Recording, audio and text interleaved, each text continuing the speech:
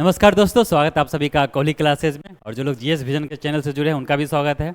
तो आज हम लोग देखने जा रहे हैं 1857 का विद्रोह। तो देखिए, हम लोग ने स्टार्ट किया था आधुनिक भारत में एक रिवीजन मोड में क्लास, जिसमें हम लोग क्या करते हैं, पहले थ्योरी पढ़ते हैं और फिर उस थ्योरी से संबंधित जो 20-50 क्वेश्चन होते हैं उसे हम लोग देखते हैं। अगर आप लोग लगातार देख रहे होंगे तो ज़रूर पता होगा। तो चलिए स्टार्ट करते हैं। अगर आप लोग इस चैनल पर नए हैं तो जरूर चैनल को सब्सक्राइब कर लें और वीडियो को लाइक करें। और साथ ही साथ बिहार एसआई का मैं टेस्ट क्या करता हूँ, टेस्ट पीडीएफ फॉर्म में डाल रहा हूँ। अगर आप लोग नहीं देख रहे हैं तो उसे भी देखिएगा। चलिए स्टार्ट करते हैं। जो सबसे पहले देखेंगे हम लोग इसको, इसका थ्योरी पोर्शन।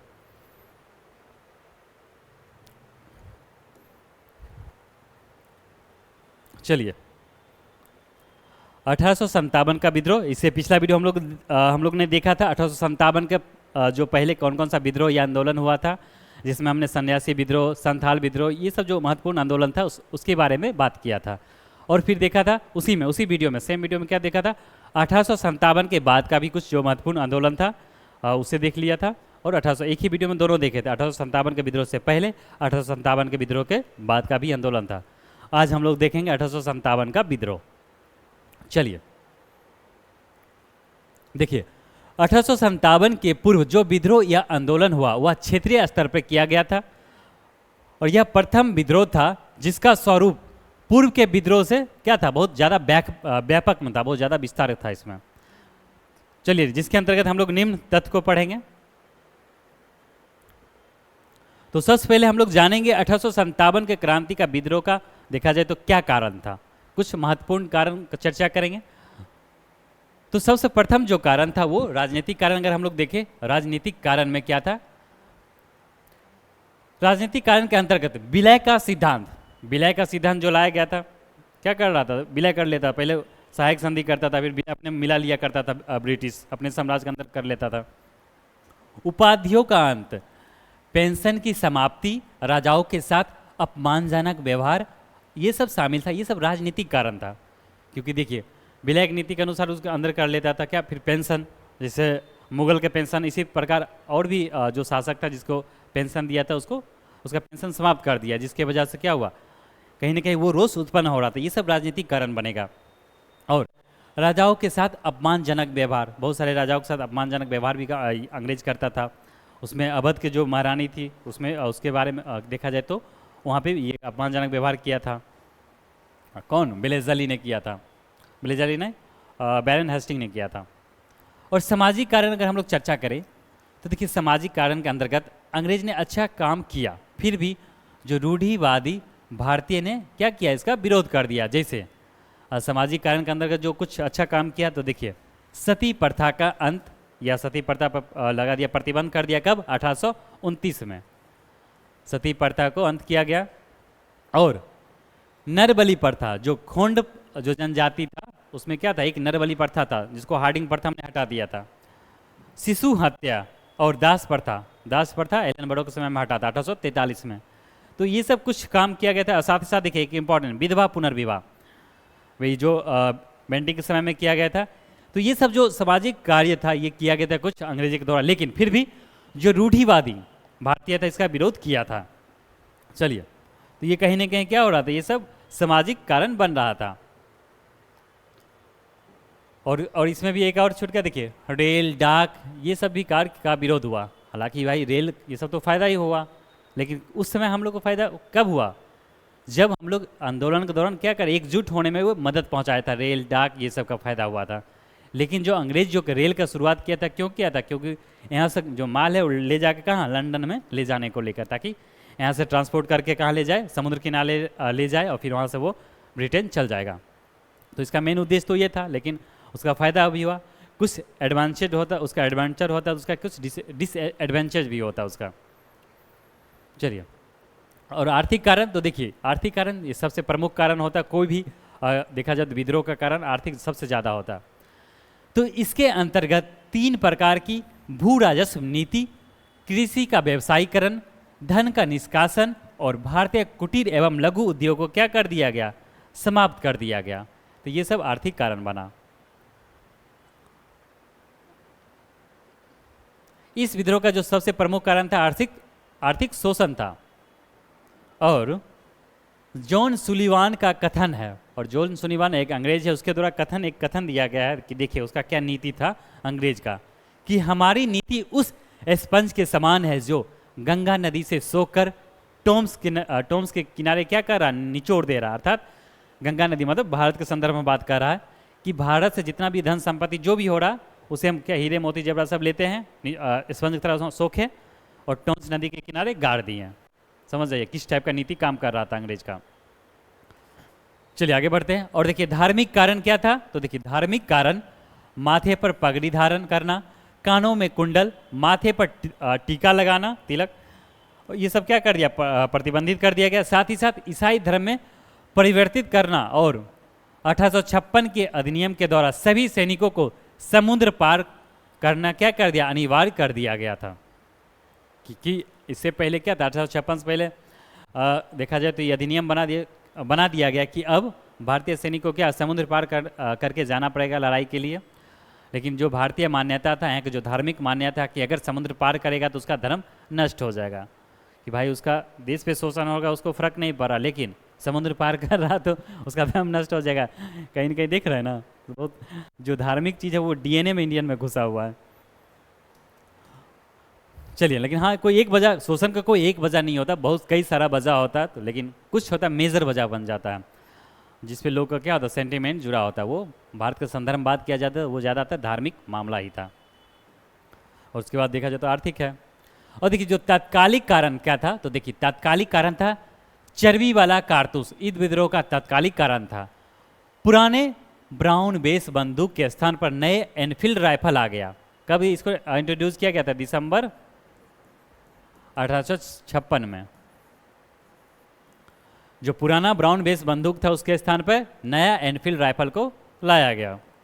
और इस राइफल में क्या था, देखा जाए तो जो इसमें कारतूस था, वो कारतूस को तोड़ा जाता तो उसके अंदर जो बारूद भरा हुआ रहता था, और उसको तोड़ने के लिए वो जो बना हुआ था वो चर्बी का बना रहा था। और चर्बी किसका था, वो गाय और शुगर का था।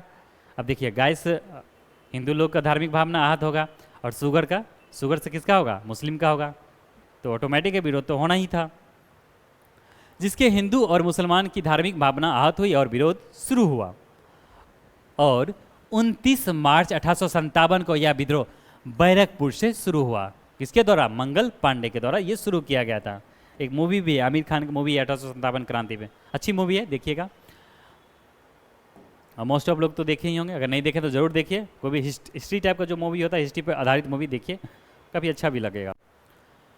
तो देखिए बैरकपुर में 34वीं रेजिमेंट के मंगल पांडे ने कारतूस लेने से इनकार करते हुए अपने अधिकारी ह्यूडसन और बाथ की हत्या कर दिया। और इस प्रकार 29 मार्च से यह विद्रोह शुरू हुआ। लेकिन 10 मई 1857 को मेरठ से विधिवत रूप से यह विद्रोह शुरू हुआ। विधिवत रूप से जो शुरू किया गया कब, ये 10 मई 1857 को कहाँ से, मेरठ से शुरू किया गया। और मंगल पांडे ने कब विद्रोह कर दिया था, 29 मार्च को यह विद्रोह शुरू कर दिया। चलिए आगे बढ़ते हैं। और ये जो मेरठ में जो 20वीं रेजिमेंट के सैनिक ने 10 मई को यह विद्रोह शुरू किया था, और 11 मई को दिल्ली पहुंच गया और मुगल बादशाह बहादुर शाह जफर को अपना नेतृत्व करके नेता चुन के उनको अपना नेता चुन लिया और नेतृत्व करने के लिए उनको बोला। इस प्रकार यह विद्रोह भारत के विभिन्न क्षेत्रों में फैल गया। आगे बढ़ेंगे, इसका स्वरूप देखेंगे। तो देखिए इस विद्रोह के स्वरूप का निर्धारण किसी एक विद्वान के द्वारा नहीं किया जा सकता, क्योंकि अलग अलग विद्वान ने अपना अलग अलग मत दिया है, और इस पर अभी शोध भी चल रहा है इसको क्या कहा जाए। लेकिन जो सबसे ज़्यादा मान्य है कि हम लोग मोस्ट ऑफ भारतीय जो मानते हैं, क्या यह प्रथम स्वतंत्रता संग्राम था। तो देखते हैं कौन सा विद्वान ने क्या कहा 1857 के विद्रोह के बारे में। तो देखिए यह राष्ट्रीय विद्रोह था, डिजरायली के द्वारा कहा गया। और यह सैनिक विद्रोह था, किसने कहा, सीले और लॉरेंस ने कहा। क्या, सीले और लॉरेंस ने कहा यह सैनिक विद्रोह था। और यह प्रथम स्वतंत्रता संग्राम था, विनायक दामोदर सावरकर के द्वारा कहा गया। और यह प्रथम राष्ट्रीय विद्रोह था, यह भी BD सावरकर के द्वारा ही कहा गया। जबकि जेम्स आउटरम ने क्या कहा, जेम्स आउटरम ने कहा यह हिंदू मुस्लिम का षड्यंत्र था। जेम्स आउटरम ने कहा कि यह हिंदू मुस्लिम का षड्यंत्र है। और रीज क्या कह रहा, यह ईसाइयों के विरुद्ध धर्म युद्ध था। मतलब ईसाइयों के विरुद्ध यह किया गया एक धर्म युद्ध था, रीछ के द्वारा कहा गया। अब देखिए नेक्स्ट है, यह सभ्यता और बर्बरता का युद्ध था। टी.आर. होम्स ने कहा। टी.आर. होम्स क्या कहा? कह रहा यह एक सभ्यता और बर्बरता का युद्ध है। चलिए आगे बढ़ते हैं। यह ना तो प्रथम था और ना ही राष्ट्रीय था और ना ही प्रथम स्वतंत्रता संग्राम था। ये आर.सी. मजूमदार के द्वारा कहा गया। तो अलग अलग मत ने, अलग अलग विद्वान ने अलग अलग मत दिया। तो देख रहे हैं जो टी.आर. होम्स क्या कह रहा है, यह सभ्यता और बर्बरता का युद्ध है। अपने आप को सभ्य कह रहा है और भारतीय को क्या कह रहा है, ये बर्बर कर रहा, बर्बरता का। अगर उतना ही सभ्य था तो भाई ठीक है, तुम आए भारत में, बहुत सारा सुधार किया, सामाजिक सुधार कर दिया। हाँ, यहाँ के लोगों में बुराइयाँ था, मतलब यहाँ के कुछ जो नियम कानून कुछ चल रहा था, कहीं ना कहीं उसमें कुछ बुराइयाँ होता है, हर जगह कुछ न कुछ बुराइयाँ होता है। अगर आप सभ्य थे तो आए, सुधार करते और बोलते कि भाई हम सुधार करने आए, जो कुछ बुराइयाँ हैं मैं खुद चला जाऊँगा, आप लोग उतना विरोध मत कीजिए, मैं खुद चला जाऊँगा। एक टाइम पीरियड अपना फिक्स कर देते, लेकिन ऐसा तो किया नहीं। उसका क्या टारगेट था, जितना हो सके भारत को निचोड़े और ब्रिटेन को फायदा पहुँचाए। चलिए, उपर्युक्त वर्णन से यह स्पष्ट है कि इस विद्रोह के स्वरूप का निर्धारण नहीं किया जा सकता, इसलिए आज भी इस पर शोध जारी है। चलिए आगे बढ़ेंगे।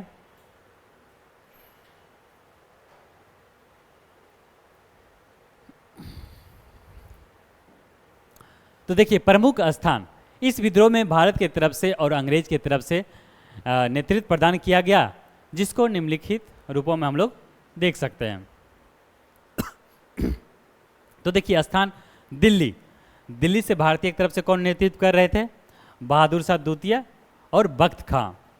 और उसके विरुद्ध कौन थे, और अंग्रेज की तरफ से कौन नेतृत्व कर रहे थे, निकलसन और हेडसन। और कानपुर से नाना साहब, और इधर कौन था, कैंपबेल था।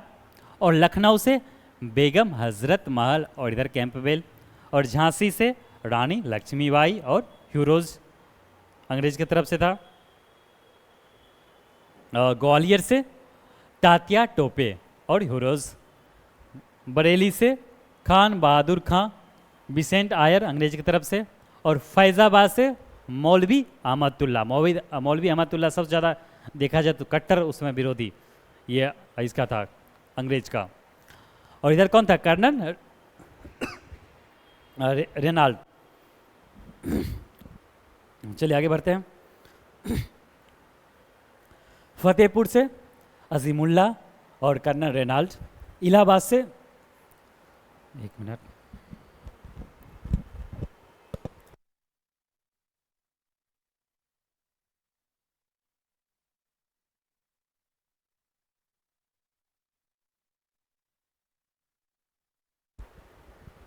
इलाहाबाद और बनारस से कौन था, लियाकत अली। और इधर अंग्रेज की तरफ से कौन था, तो कर्नल नील। और मेरठ से कदम सिंह, देवी सिंह। और बिहार से वीर कुंवर सिंह। और इधर कौन था अंग्रेज की तरफ से, बिसेंट आयर। चलिए आगे देखते हैं। और वहीं बात करें पटना से, तो देखिए पटना पीर अली और बिसेंट आयर। और दानापुर से जोधरा सिंह, बिसेंट आयर और विलियम टेलर था। तो ये हम लोग देख लिए किस स्थान से भारत की तरफ से कौन कर रहा था लीड, और अंग्रेज की तरफ से कौन नेतृत्व कर रहा था। सर्वप्रथम इस विद्रोह को अंग्रेज ने दिल्ली में कुचल दिया। जैसे ही 11 मई को दिल्ली पहुंचा, सबसे पहले दिल्ली ये लोग कब्जा कर लेता है हमारे भारतीय सैनिकों द्वारा। लेकिन सबसे पहले ये जो वहाँ से छुड़ाता है, दिल्ली को ही छुड़ाता है अंग्रेज के द्वारा, कुचल दिया। और मुगल बादशाह बहादुर शाह द्वितीय को रंगून भेज दिया, बर्मा रंगून, जहाँ इसकी मृत्यु भी हो जाता है वहीं पे रंगून में। और इसके जो सभी जितने भी रिश्तेदार था सबको मार दिया, हत्या कर दिया। और कानपुर में नाना साहब ने नेतृत्व किया था, और जिनका मूल नाम क्या था नाना साहब का, दुंदू पंत। और यह कालांतर में बाद में नेपाल चले गए, और इन्होंने बहादुर शाह द्वितीय का प्रतिनिधित्व स्वयं को घोषित किया था। किन्होंने, नाना साहब ने। आगे बढ़ते हैं। अब बात करेंगे अवध या लखनऊ। अवध या लखनऊ में बेगम हजरत महल ने अपने पुत्र बिरजिस कदर को नवाब घोषित किया, लेकिन ये भी कहाँ, बाद में नेपाल चली गई। और रानी लक्ष्मीबाई के बचपन का नाम मनुबाई अर्थात मणिकर्णिका था। और इनका विवाह गंगाधर राव से हुआ। तो मणिकर्णिका का विवाह किनके साथ हुआ? गंगाधर राव के साथ हुआ। इनके दत्तक पुत्र का नाम दामोदर राव था। जो इनके दत्तक पुत्र थे उनका क्या नाम था? दामोदर राव था। इन्होंने अंग्रेज सेनापति बिंड हक को पराजित किया, लेकिन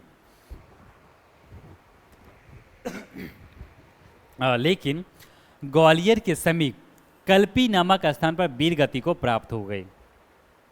कौन? रानी लक्ष्मीबाई। और हीरोज का कथन है, रानी लक्ष्मीबाई के संदर्भ में हीरोज कथन है, उसका कथन है, देखिए वो क्या कह रहा है। वो कहता है, यहाँ जो औरत सोई हुई है वह सभी विद्रोहियों में एकमात्र मर्द है। यहाँ जो औरत सोई हुई है वह सभी विद्रोहियों में से एक मर्द है। किसके द्वारा कहा गया? हीरोज के द्वारा कहा गया, रानी लक्ष्मीबाई के, उनकी देखा जाए तो उनके जो वीरता था उनके संदर्भ में, जिस तरह उन्होंने लड़ी थी। खूब लड़ी मस्तानी, वो तो झांसी वाली क्या थे, रानी थी। चलिए आगे बढ़ते हैं। तात्या टोपे, इनका मूल नाम रामचंद्र पांडुरंग था। यह राजस्थान के अलवर के जंगल में मान सिंह के बतलाने पर अंग्रेजों के हाथ लग गए। तो मान सिंह इनके दोस्त थे और इनको क्या कर दिया, मान सिंह के दोस्त इनको पकड़वा दिया, अंग्रेजों के हाथ लग गया। और फिर क्या होता, परिणाम स्वरूप 1859 में इनको फांसी दे दिया गया। इसी तरह 1857 की क्रांति, इनके मृत्यु होने के बाद देखा जाए तो क्या वो समाप्त हो जाता है, तात्या टोपे के। चलिए आगे बढ़ेंगे। वीर कुंवर सिंह, तो देखिए वीर कुंवर सिंह 1857 के विद्रोह में यह सबसे महत्वपूर्ण व्यक्ति थे और दानापुर के सैनिक ने जगदीशपुर पहुंचकर इनको अपना नेता चुन लिया और परिणाम स्वरूप इन्होंने पूरे बिहार का नेतृत्व किया और वीर गति प्राप्त करने से पहले ही संपूर्ण आरा पर नियंत्रण स्थापित कर चुके थे वीर कुंवर सिंह। और अजीमुल्लाह की बात करें तो अजीमुल्लाह और रंगोजी बापू ने मिलकर लंदन में विद्रोह करने का षड्यंत्र रचा और भारत में इस विद्रोह के लिए सबसे अधिक प्रचार प्रसार भी अजीमुल्लाह ने ही किया था। चलिए आगे बढ़ते हैं। 1857 का विद्रोह और बिहार, अर्थात बिहार के संदर्भ में, तो देखिए बिहार में 1857 का विद्रोह सर्वप्रथम रोहिणी, जो वर्तमान में देवघर जिला अर्थात झारखंड का है, रोहिणी जगह से शुरू होता है। ये क्वेश्चन आया हुआ, याद रखिएगा, रोहिणी। मोस्ट ऑफ एग्जाम में ये क्वेश्चन पूछ देता है 1857 की क्रांति, खासकर जब बिहार के संदर्भ में ये क्वेश्चन आता है, हुआ था। और यहाँ के जो सैनिक थे, नॉर्मन लेसी की हत्या कर दिया। नॉर्मन लेसी की हत्या करके विद्रोह को शुरू किया और इसके बाद मुजफ्फरपुर में यह क्या हुआ, विद्रोह शुरू हो जाता है। और पटना में कौन लीड कर रहे थे? तो पटना में लीड कर रहे थे, नेतृत्व कर रहे थे पीर अली। दानापुर में जोधरा सिंह ने नेतृत्व किया था। और मुजफ्फरपुर जेल के कैदियों ने लोटा विद्रोह के माध्यम से इसका साथ दिया था। अब हम लोग देखेंगे जो 1857 की क्रांति है उसका असफलता का क्या क्या कारण था, कुछ मेजर कारण देख लेते हैं। चलिए रिवीजन क्लास है, कोशिश कीजिए आप लोग क्या कीजिए, इसको एग्जाम के समय अगर देखिए सबसे ज़्यादा फायदा पहुंचा, क्योंकि हम लोग डिटेल्स या कोई फाउंडेशन अभी कर नहीं रहे हैं। अगर आप लास्ट मोमेंट पे इस टाइप का देखेंगे, टॉपिक बाय टॉपिक देखेंगे, काफ़ी फायदा होगा। क्योंकि इससे क्या करते हैं हम लोग, थ्योरी देख लेते हैं, थ्योरी देखने के बाद इससे संबंधित जो क्वेश्चन बनता है हम लोग फिर उसे देख लेते हैं। चलिए तो देखिए असफलता का कारण है तो कुशल नेतृत्व का अभाव। बहादुर शाह द्वितीय योग्य नेतृत्वकर्ता नहीं थे, जबकि हेडसन, कैंपबेल ये सब लोग क्या थे, जो अंग्रेज की तरफ जो लड़ रहे थे वो सब क्या थे, एक कुशल थे, उनके पास एक्सपीरियंस था। वहीं बात करें सीमित संसाधन, तो अंग्रेज के विपरीत विद्रोहियों के पास सीमित संसाधन था, इसलिए यह विद्रोह असफल भी होगा। अब सही बात है, अंग्रेज के पास सारा पावर चला गया था, मोस्ट ऑफ कहीं ना कहीं क्या वो पूरा शासन देख रहा था, वो लीड कर रहा था यहाँ पे, उसके पास शासन पे एक पहुँच था, पकड़ था कि बहुत सारे राजा महाराजा का भी सपोर्ट था। तो संसाधन पर इसका अधिक पकड़ होने की वजह से भी क्या हुआ, और भारतीय का अधिक पकड़ नहीं था जो भी इसके विद्रोह कर रहा था, तो इसमें एक कारण क्या बना, सीमित संसाधन भी एक कारण बना असफलता का। राष्ट्रीय भावना का अभाव, तो देखिए राष्ट्रीय भावना का अभाव, इस समय राष्ट्रवाद का जन्म नहीं हुआ था और सभी विद्रोही अपने अपने स्वार्थ के लिए लड़ रहे थे, इसलिए ये विद्रोह असफल हुआ। तो ये देखा तो ये एक मेजर कारण है, मोस्ट मेजर। क्योंकि देखा जाए जब 1857 क्रांति हुआ तो उसमें क्या था कि भारत जिस तरह भी हम लोग देख रहे हैं, पूरा भारत जम्मू कश्मीर से लेकर कन्याकुमारी, इधर गुजरात से लेकर अरुणाचल प्रदेश, ऐसा थोड़ी था। उसमें कितना रजवाड़ा था, तो सब अपने अपने हित के लिए लड़ रहा था। कि कहीं न कहीं क्या हो रहा था, देखा जाए तो कुछ कहीं जो समझौता कर लेता उसका फ़ायदा होता तो वो समझौता कर ले रहा था, जहाँ फ़ायदा नहीं हो रहा था वो क्या कर रहा था, विद्रोह करता था। अगर सब एक साथ उसी समय हो जाता तो क्या एक ही बार में समाप्त हो जाता। और खासकर जो उसमें सिंधिया जो राजा था, सिंधिया ग्वालियर के, अगर अंग्रेज का साथ नहीं देता तो 1857 के जो क्रांति हुआ था उसी समय अंग्रेज चल जाता छोड़ के भारत। तो बिना अपने सपोर्ट के तो कोई चीज़ नहीं होता ना। चलिए आगे बढ़ते हैं।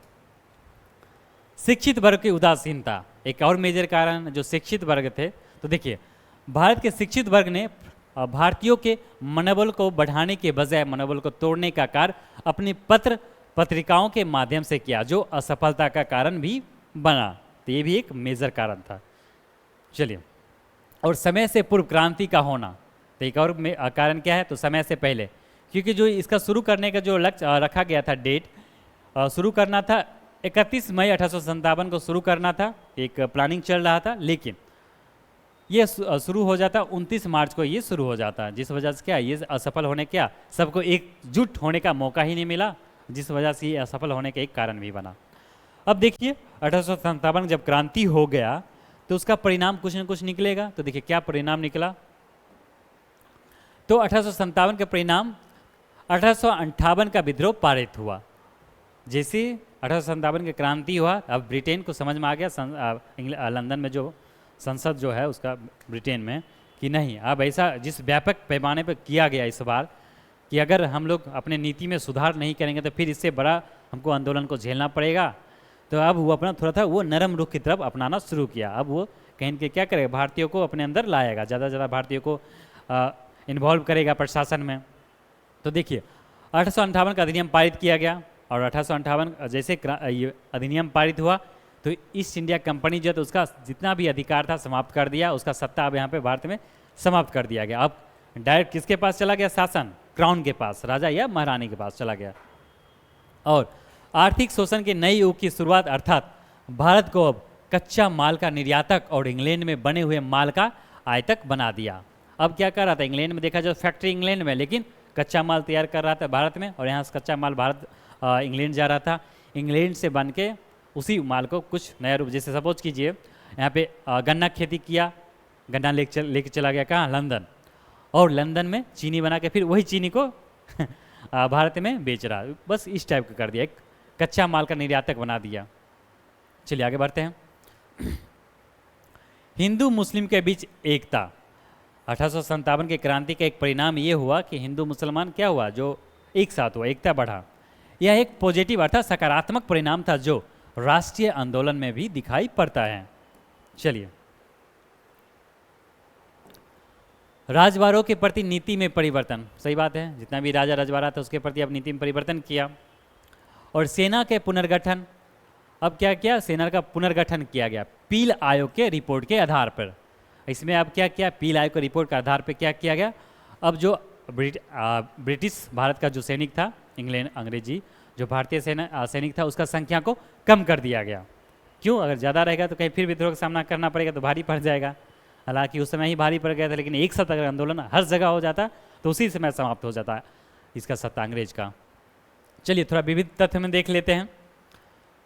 इस विद्रोह के समय लॉर्ड कैनिंग ने भारतीय राजाओं को तरंग रोधक कहा था, जिसने साथ दिया था। सही बात है, जिस तरह ये तरंग के रूप में ये आंदोलन हुआ था, अगर भारतीय राजा ने अगर साथ नहीं दिया होता अंग्रेज को तो क्या होता, ये निपट जाता।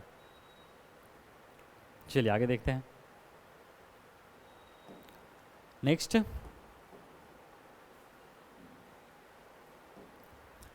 चर्बी वाली कारतूस से चलने वाली एनफील्ड राइफल को दिसंबर 1856 में सेना में शामिल किया गया, ब्राउन बेस को हटाकर। और 1 नवंबर 1858 को भारतीय प्रशासन को ब्रिटिश ताज अर्थात क्राउन के अधीन करने की घोषणा महारानी विक्टोरिया ने किया। और इसको कौन पढ़ा था, लॉर्ड कैनिंग ने पढ़ा था।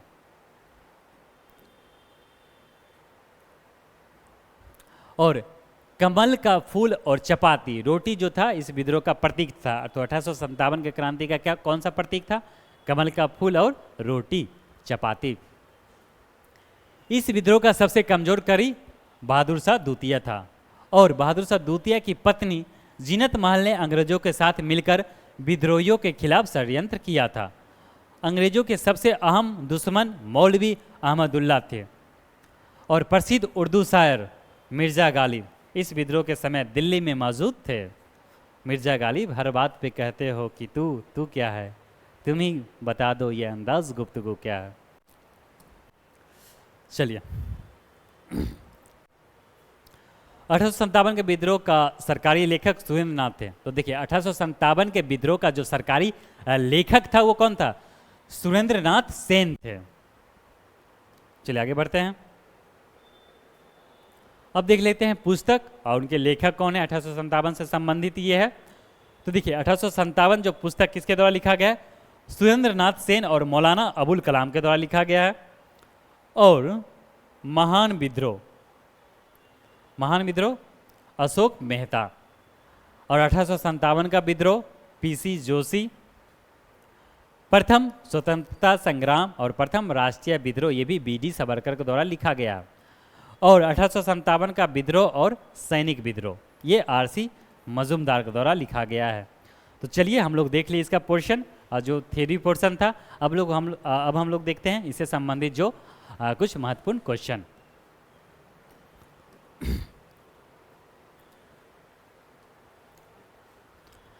क्वेश्चन नंबर फर्स्ट देखेंगे। 1857 के विद्रोह के समय ब्रिटिश प्रधानमंत्री कौन थे? पामस्टन थे। और आधुनिक इतिहासकार जिसने 1857 के विद्रोह को स्वतंत्रता की पहली लड़ाई कहा, ये किसके द्वारा कहा गया? स्वतंत्रता की ये पहली लड़ाई था, ये बीडी सावरकर द्वारा ये कहा गया। चलिए इसका आंसर क्या हो जाएगा? सी हो जाएगा दूसरा का। आगे बढ़ते हैं।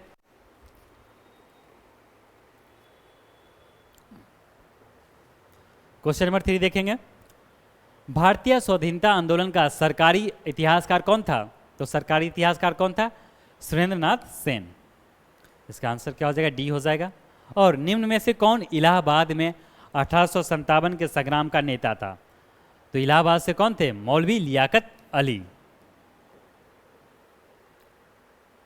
और मंगल पांडे सिपाही था। तो मंगल पांडे सिपाही था जिन्होंने 29 मार्च को आंदोलन को विद्रोह शुरू कर दिया था।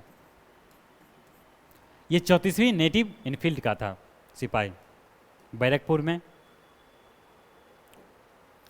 मंगल पांडे हो गए ये। आगे देखते हैं क्वेश्चन नंबर 6।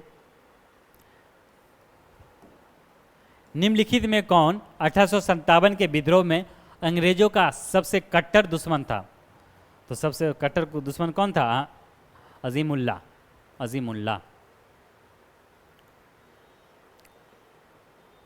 इसका आंसर हो जाएगा ऑप्शन नंबर ए। और भारतीय भाषा में 1857 के विप्लव के कारणों पर लिखने वाला प्रथम भारतीय था कौन? ये थे सैयद अहमद खां। इसका आंसर क्या हो जाएगा? आंसर हो जाएगा ए हो जाएगा।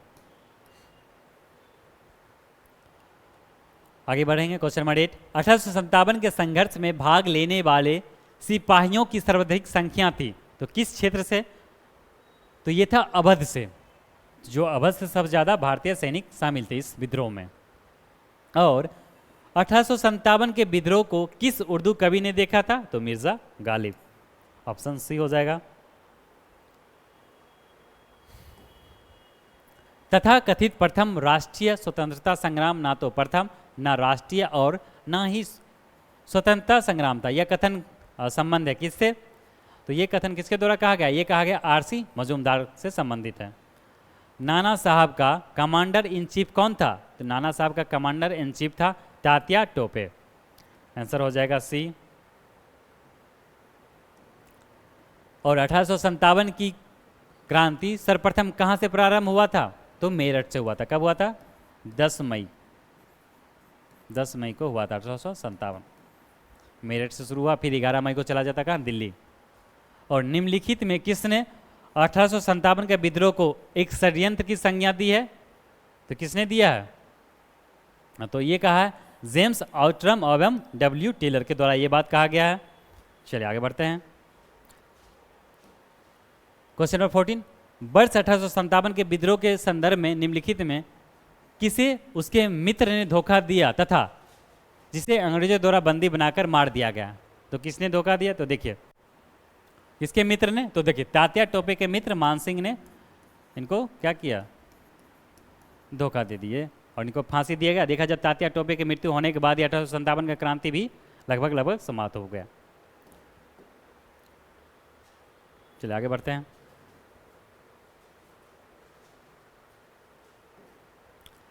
कुंवर सिंह 1857 के विद्रोह के एक प्रमुख नायक थे। वह निम्नलिखित में से किससे संबंधित है? तो देखिए बिहार से संबंधित है, जगदीशपुर से। क्वेश्चन नंबर 16,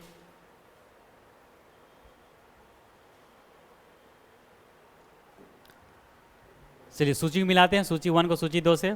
तो देखिए झांसी से कौन लीड कर रही थी? झांसी से रानी लक्ष्मीबाई, और फिर कानपुर से नाना साहब। तो ए का हो गया 4, ए का हो गया 4, ठीक है। सी का हो गया दूसरा, सी का दूसरा इसमें दिख रहा। और लखनऊ से कौन थे? मौलवी अहमदुल्ला। और फैज़ाबाद से बेगम हजरत महद फैज़ाबाद। चलिए इसका आंसर क्या हो जाएगा? आंसर हो जाएगा बी हो जाएगा। 16 का हो जाएगा ऑप्शन नंबर बी हो जाएगा। चलिए 16 का बी।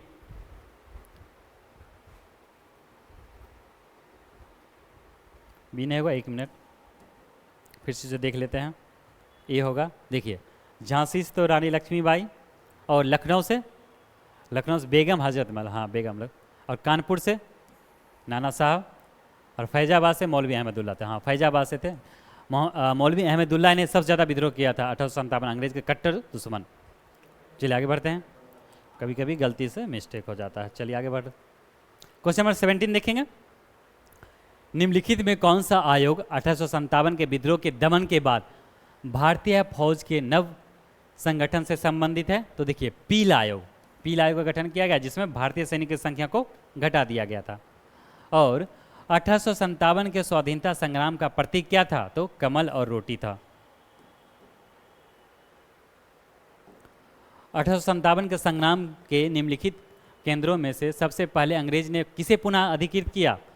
तो देखा जाए तो 11 मई को दिल्ली पर जो था क्रांतिकारी जो भारतीय सैनिक थे वो दिल्ली को अपने अंदर कर लेता। सबसे पहले दिल्ली को आजाद अधिकार लिया, मुक्त कर दिया। लेकिन अंग्रेज सबसे पहले क्या करता? दिल्ली को सबसे पहले फिर से अपने अंदर कर लेता, तो वो दिल्ली था। और 1857 के विद्रोह का बिहार में 15 जुलाई 1857 से 20 जनवरी 1858 तक केंद्र था। तो कौन था केंद्र? था जगदीशपुर।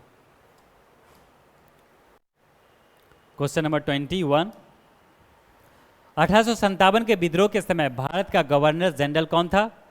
तो कौन था गवर्नर जनरल? Lord Canning. कब से कब रहा? 1858 से ये चलेगा 56। लॉर्ड कैनिंग, एक मिनट 62, हाँ 56 से 62 56 से 62। चलिए आगे बढ़ते हैं। जगदीशपुर की किस व्यक्ति ने 1857 ईस्वी के विप्लव में क्रांतिकारियों का नेतृत्व किया था? तो जगदीशपुर से किसने किया था? कुंवर सिंह ने किया था। इसका आंसर क्या हो जाएगा? ये हो जाएगा। ठीक है, तो आज का जो क्वेश्चन था हम लोग ने कंप्लीट कर लिया, ये 1857 से संबंधित। तो नेक्स्ट हम लोग देखेंगे फिर आगे जो आएगा। ठीक है दोस्तों, वीडियो अच्छी लगे जरूर लाइक कीजिएगा। अगर चैनल पर नहीं तो चैनल को जरूर सब्सक्राइब कर लिया। मिलते हैं हम लोग नेक्स्ट वीडियो में, तब तक के लिए आप सभी का धन्यवाद।